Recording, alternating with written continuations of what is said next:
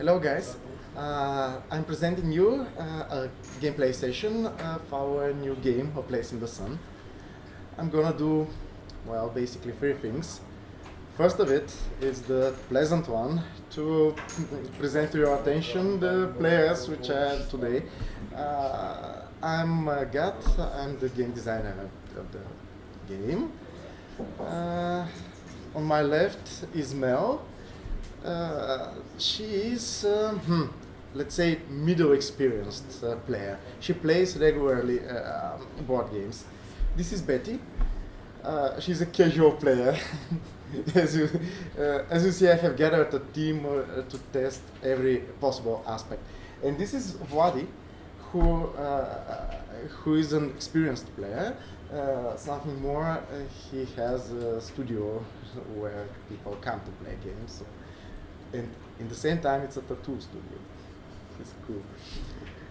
Okay, second, I'm going to show you the components and I'm going to make a small unboxing. It's not quite unboxing since we don't have a box yet printed, but we have all these beautiful components. So, first of all, to take care of this, without using my teeth. It's a hard task, but it is possible. I haven't taken scissors with me. Okay, these are the rules, and I have damaged it. Now, since I'm gonna, it's the third thing I'll do before we start playing. I'm gonna explain the rules, so we won't need these.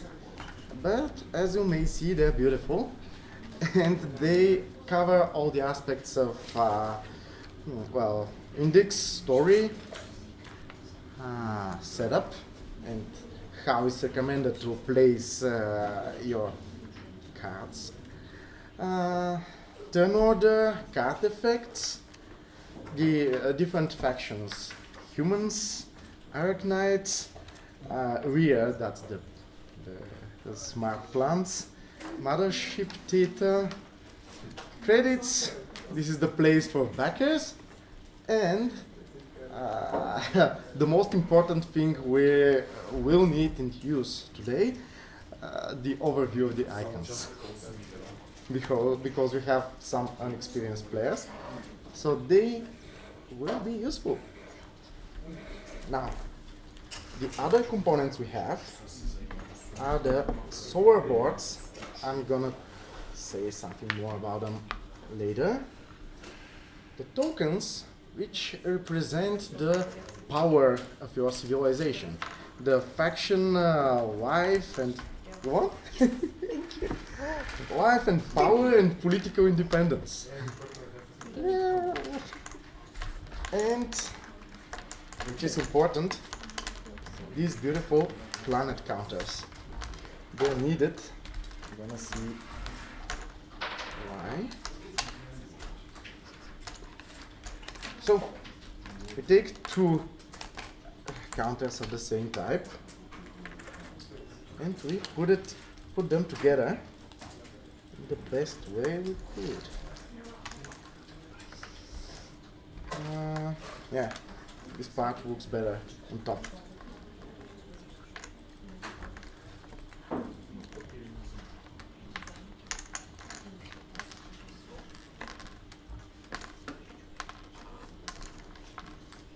It requires some strength until you fix it okay. So, this is your planet. Wanna help? Yeah. This is your planetary counter. Your planet in this game comes with a unique faction deck of 40 cards and 3 leader cards. The leader cards have been placed on the opposite side. The other thing you need is space. So I'm making space for it. It would work better on the other side. Maybe like have you done, Mel? No. Did I break it? No. It's easy to fit. Just it needs this part here, and this part down, so it would look good. Voila, we have it.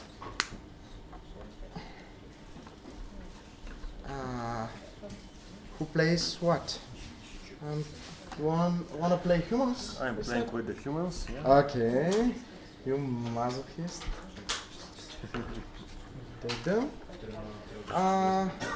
But you said you are the insects, and Mel is with the plants. Finally, I take the mothership.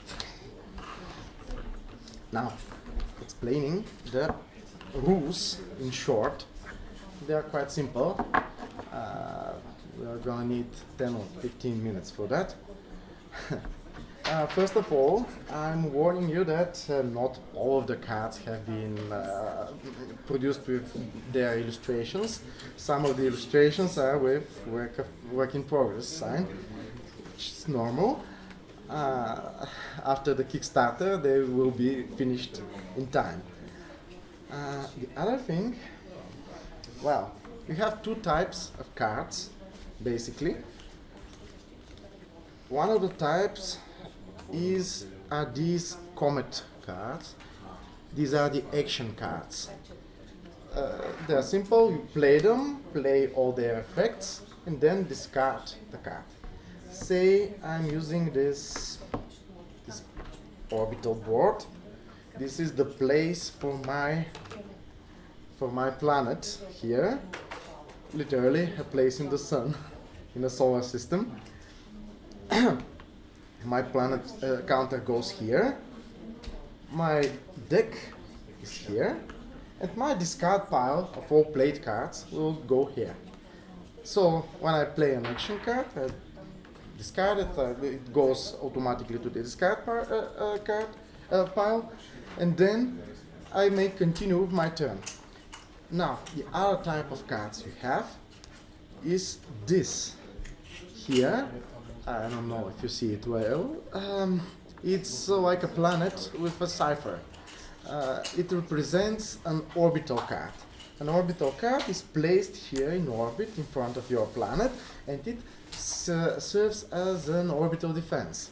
Any cards you have here, I need some more to show. Wow, only actions. Any cards you have here are orbital cards, and they serve as protection of your planet. The enemy must destroy them, and they make deal enough damage to kill them. So for this card you need 3 damage and then 1 damage, and then my planet is clear. And any attack will deal damage to my planet and take some of my precious power. So if I decided to play with this solar board, I have 15 starting power. 15. And any damage will be deducted from my starting power, and well, okay. Now, the other place where I can put my cards in the beginning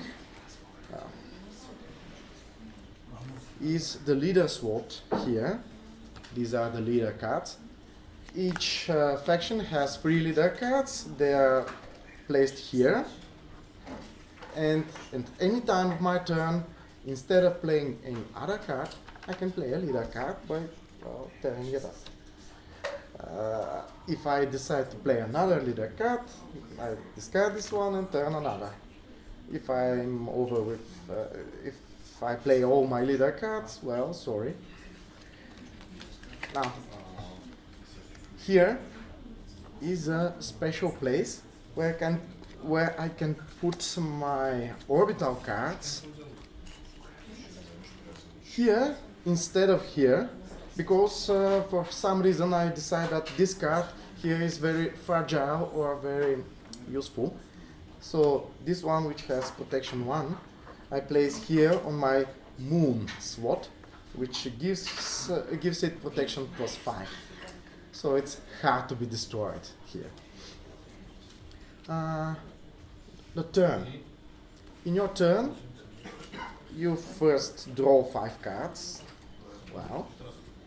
And you play, this is the tricky part and very unique part for this game, you play as many cards as shown on your planetary counter here. So in my case, this is the starting position, I'm gonna play 3 cards. These are not the cards I may play, these are the cards I must play. This is important because for some reasons there will be cards I don't want to play, but still, if I have turned my counter in this direction, this means I will have to play them with all consequences. For example, the human deck, they have very strong cards, very powerful effects, and they also have cards like corruption and bureaucracy and stuff, which actually actively hinder you when and if you decide to play them.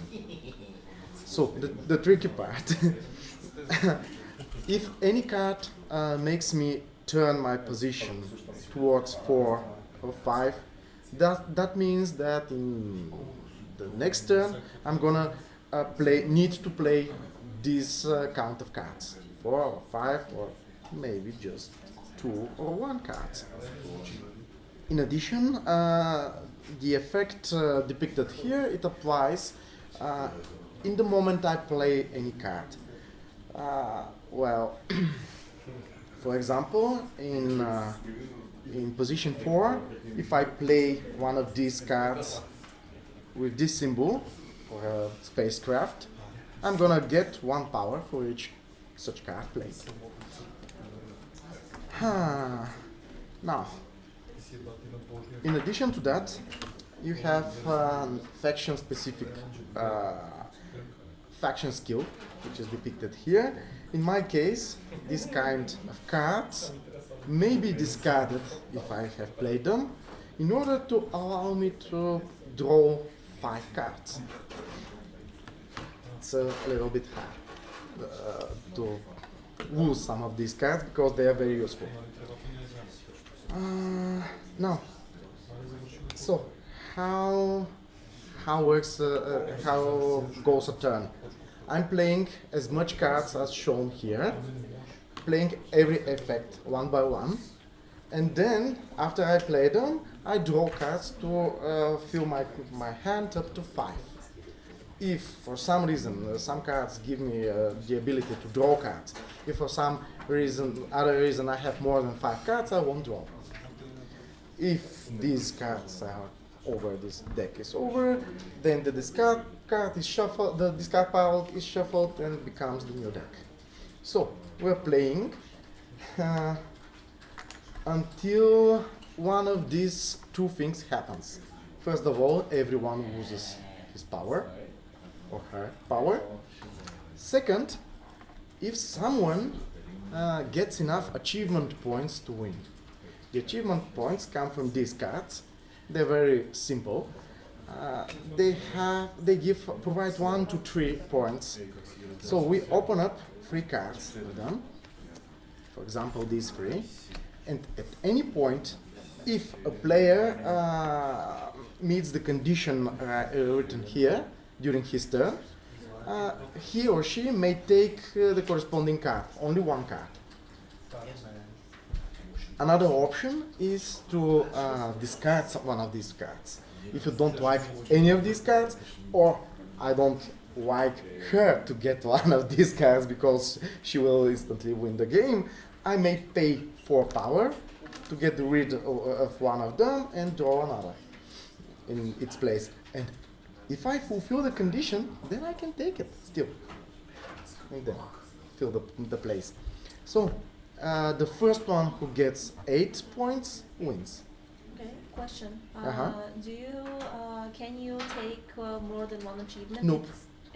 Only 1 in turn. Otherwise, it's like lightning strike. hit here and hit here, and poof, and then someone wins too fast. So, Can you explain the boards? yeah, that's needed. So, I'm starting with the most basic board. It is the most well known for our civilization, Yellow Sun. It's the most balanced board because you have 20 starting power. It's very okay. You have a Moon Sword which gives you +3 defense. It's just an okay board. Then, let's say the Red Giant. You have 25 power, a little more, but your Moon Sword, your moon is so well lighted. It's easy to find. Any base here will be bombarded easily. +1 only. Blue Giant. It's a very hot star and very large. So you have 30 power, plenty of resources, plenty of energy, only +1 for the Moon Sword.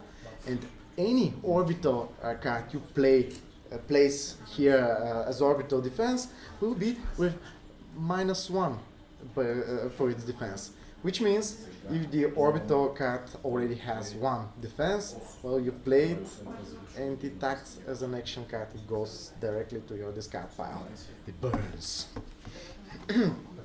Now the dwarfs. They are just the opposite direction. The red dwarf, only 15 power, but here you have a strongly fortified moon base there in the dark with +5.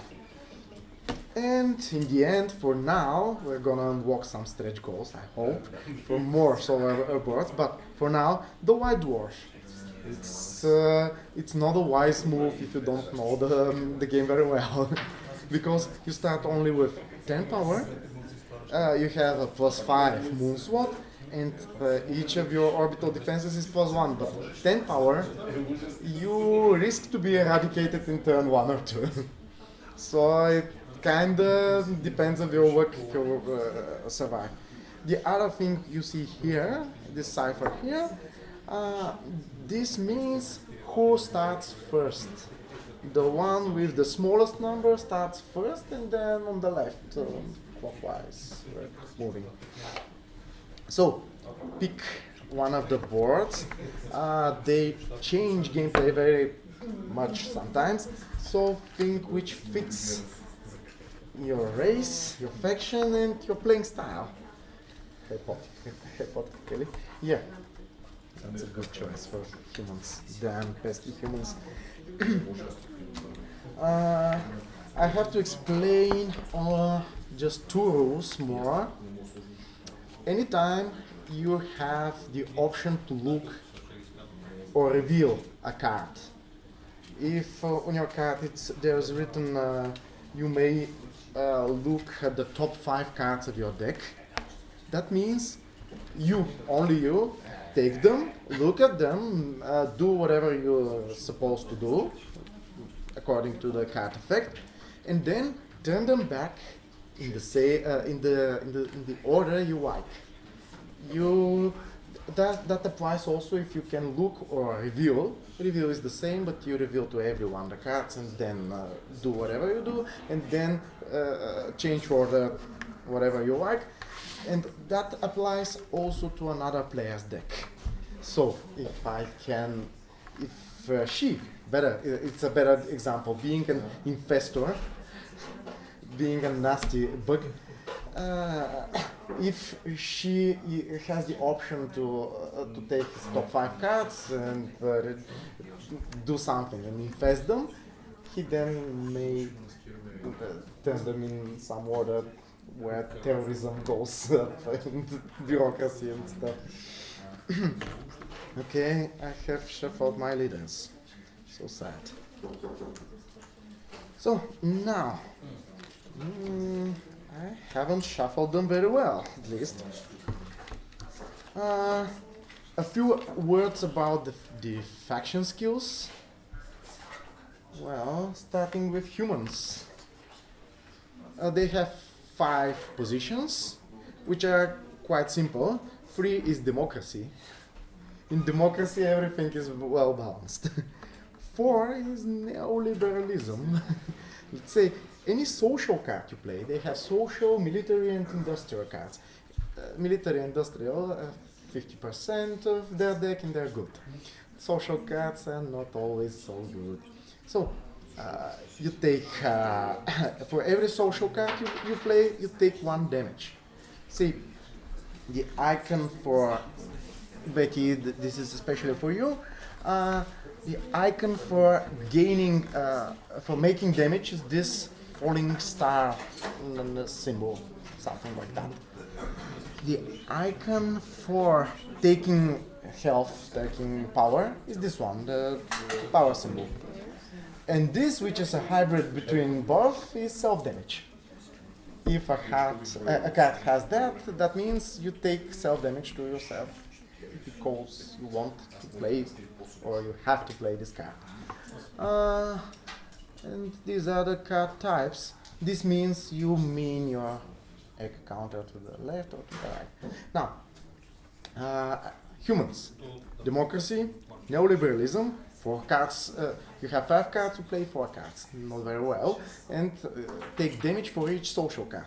And anarchism, you have 5 cards, you play 5 cards. It's important in which order you play them, but still. And you take damage for each social card. In the opposite direction, authoritarianism, okay. You play only 2 cards, but you kill the people who don't support the party. You discard 1 card if you want. This is optional. And in the end, totalitarianism. You play just 1 card, not very effective, but you get rid of 2 cards. All people who don't belong to your case or race or whatever. Now, and the planetary skill, with people famous for that.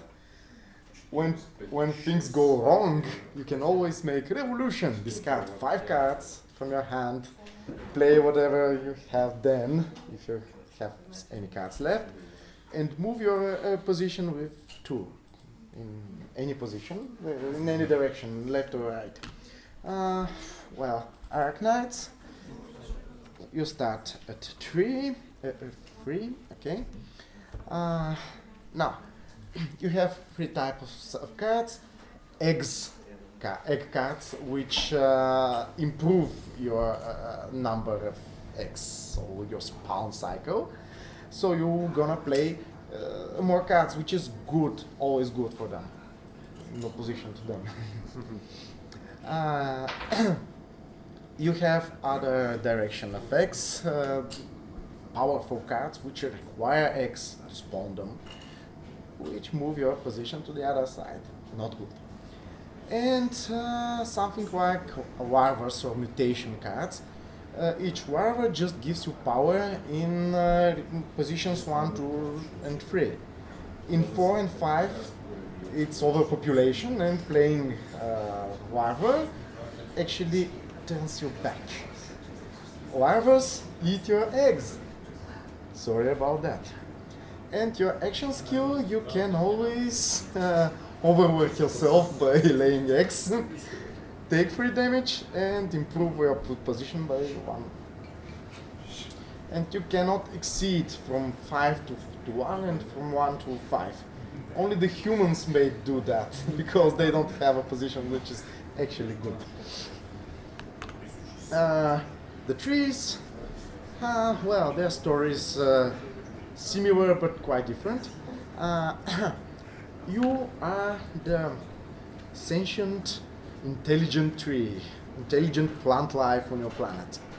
The problem is that there are others, which are not so intelligent.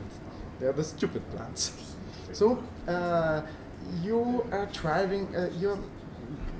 You're in a constant struggle for survival with your dumb cousins.